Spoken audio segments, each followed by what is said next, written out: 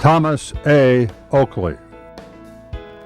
For nearly 50 years, Thomas A. Oakley, current president and CEO of Quincy Newspapers Incorporated, has held political leaders' feet to the fire in terms of transportation issues in the tri-state area.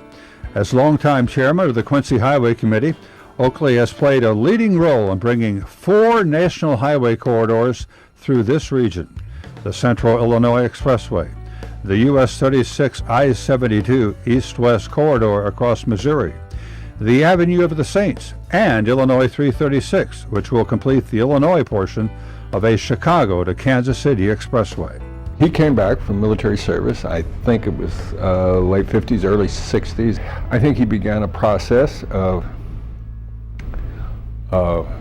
modernizing the company, the newspaper, and in that process recognized the importance of, the community needs to continue to grow and needs to attract more people. Well, how do you do that? Well, one of the ways you do that is by having ways of getting here and then getting goods out.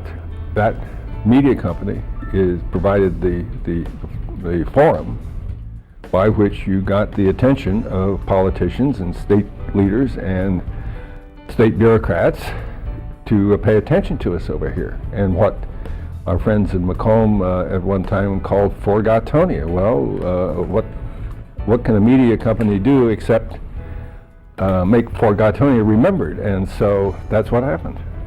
As the 4th generation of his family to lead QNI, Oakley took the reins in 1969 after the death of his father.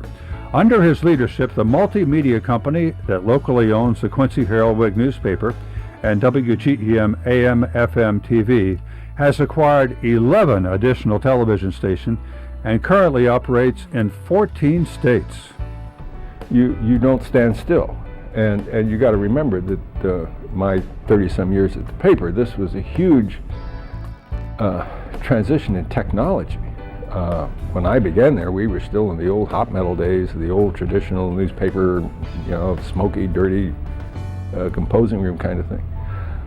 Now it's all done on computers, and that's in a span of less than 35 years. And Tom was always one that wanted to give his people the best tools available for them to do what he felt they needed to do in terms of the company and their own personal development. Oakley was not only a visionary for his company, he was a co-founder of the Joint Industrial Development Commission of Adams County, the predecessor of the Great River Economic Development Foundation in 1960.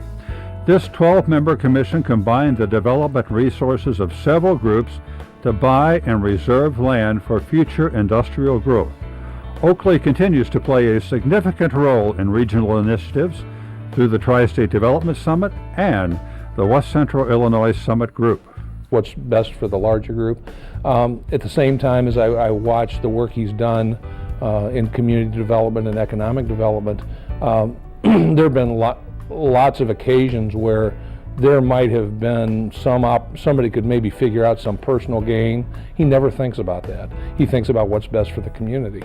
And I've watched him do it countless times, not only in Quincy, but in the other markets in which we operate. Oakley has served many industry groups in both the broadcasting and newspaper business. Additionally, he has participated in a wide range of community activities and supported the efforts of numerous organizations.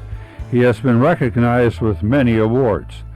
The lessons Tom Oakley is passing to the future generations of Oakleys are the same in life and business. And those lessons were to be honest, to work hard, to set a plan so you can achieve whatever goals you might have. So it was I think something that what we really thought about was consistency, day in and day out trying to do the right thing. And his tenacity. In a smaller community, it is easy to go along and get along and this sort of thing, and that's not Tom's style at all, because you often don't get done then what really does need to get done. A graduate of Duke University, Oakley served in the United States Air Force for 3 years as a pilot with the Strategic Air Command. He and his wife Ann are the parents of 3 children.